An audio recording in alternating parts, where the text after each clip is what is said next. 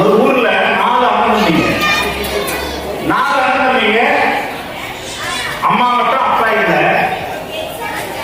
அம்மா இறந்து போச்சு. இப்ப எல்லாம் இறுதி சடங்கெல்லாம் முடிச்சாங்க. இருக்கிற சொத்தெல்லாம் பிரிக்க ஆரம்பிச்சாங்க. கடைசியா ஒரு வெள்ளி குத்து விளக்கு போடும். இந்த குத்து விளக்கு யார் எடுக்கிறதுன்னு அவங்களுக்குள்ள ஒரு சண்டை. 4 அண்ணன் தம்பிங்க நின்னாங்க. நின்ன உடனே பெரிய அண்ணன் சொன்னாரு, தம்பி நீங்களே எடுத்துக்கங்க, எனக்கு வேண்டாம், நான் முன்ன போறேன், நீங்களே எடுத்துக்கங்க. அப்புறம் 2வது தம்பி சொன்னாரு, இல்லைன்னா நீங்க வச்சுக்கீங்க, நீங்க அம்மாவை வீட்டுல பார்த்துக்கிறதுக்கு நீங்க தான், அதனால நீங்க வச்சுக்கீங்க. அப்புறம் பெரிய அண்ணன் சொன்னாரு, இல்ல சின்ன தம்பி கடைசி தம்பி வச்சுக்கிட்டோம் அப்படின்னு. இப்ப அவங்க கொண்டாடிக்கலாம் நின்னாங்க பக்கம். நின்ன உடனே பெரிய அண்ணனை ஒட்டி, நீதான் மூத்த குத்து விளக்காக கொடுத்துருக்கோம். அடுத்த 2வது அந்த அம்மா ஒரு இடி இடிச்சு, ஏன் நீங்க அம்மா உன்ன அம்மா பண்றீங்க, குத்து விளக்காக வச்சு. அதுக்கு சின்ன தம்பிய ஒரு இடி, அந்த அம்மா நீதான் கடைக்குட்டி, நீதானே கல்ல பண்ண, குத்து விளக்காக வச்சு. இவங்களுக்கு ஒன்றும் புரியல. இப்ப பொம்பளையெல்லாம் சண்டை போட ஆரம்பிச்சுட்டாங்க. கடைசி குத்து விளக்கினுடைய மேல இருக்கிற தலை பகுதி ஒரு ஆளுக்கு, அந்த எண்ணெய் ஊத்துற பகுதி ஒரு ஆளுக்கு, தண்டு ஒரு ஆளுக்கு, கீழே பேஸ் ஒரு ஆளுக்கு. இவர் சொன்ன மாதிரிதான் பாட்டு, முத்துக்கு முத்தாக சொத்துக்கு சொத்தாக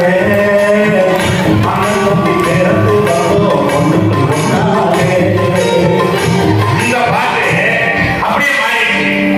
குத்துக்கு குத்தாக குத்து விளக்கு விளக்காக அண்ணன் தம்பி போது வந்தோம் ஒன்றாக, இப்போது பிரிஞ்சு விட்டோம் விளக்காக. இதை சொன்னாங்க. அதே மாதிரி அப்பா கையில பையன் சம்பளம் வாங்கி அப்பா கையில கொடுத்தா அப்பாவுடைய கை கீழே போயிடுமே அப்படின்னு அப்பா எல்லாருக்கையும் நமக்காக வேண்டி எல்லாருக்கையும் கையை நீட்டி வாங்கிட்டாரு. இப்பவும் அப்பாவுடைய கை கீழே காணக்கூடாது என்று நினைப்போம் தான் அம்மா. அருமையா அதை பதிவு பண்ணாரு. அதே மாதிரி மாமியார் அது சொன்னாரு, அவங்க விழுவாங்க, நாம தான் ஒரு காசு பண்ணணும். ஒரு அம்மா ஒரு மருமக போய் போலீஸ் போய் கம்ப்ளைண்ட் கொடுத்து, சார் எங்க மாமியார் காலையில இருந்து தேடிருக்கிறோம் சார், எங்க மாமியார் காண சார். இன்ஸ்பெக்டர் எதுக்கு நின்றாரு, இந்த காலத்துல எப்படி ஒரு மருமகலாம் மாமியார் தேடி வந்திருக்கிறீங்கம்மா, உண்மையே உன்னை நினைச்சா பெருமையா இருக்குமா, நீங்க வேற சண்டை பாதியே முடிக்க முடியல, அதுக்காக இப்படி மாமியார் ஒரு மகளிர் இருக்கிறாங்க.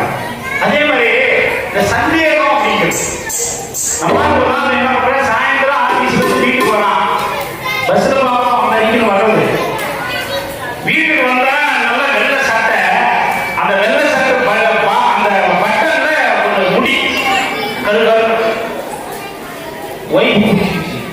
ஏயா முடியல, இவ்வளவு நீட்டு முடி, அந்த பட்டன்ல இவ்வளவு நீட்டு முடி, யாரு முடி பஸ்ல வந்தேன், யாருக்காவது முடி மாட்டிருக்கோம், பஸ்ல வந்தோம், அப்ப எல்லாரும் பஸ்ல போறவங்க சட்டில எல்லாம் முடி இருக்கா முடிச்சு. அடுத்த நாள் அதே மாதிரி பார்த்தா தெரியல, வீட்டுக்கு போனான், அந்த அம்மா அப்படியே பட்டணம் விட்டு கவனிச்சு, வெள்ளை முடி வெள்ளை சட்டையை தெரியல,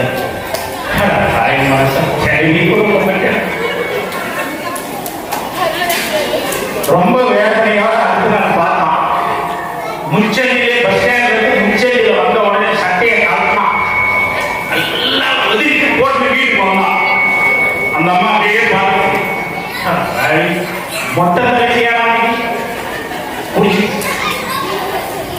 அடுத்த நாள் சட்டையெல்லாம் கலைக்கு துணி வீச எடுத்து அப்படியே வழி நட சட்டை எல்லாம் எப்படி மனுஷன் வாழ்றது? சந்தேக புயல் அடிச்சா சந்தோஷ பூரிதம்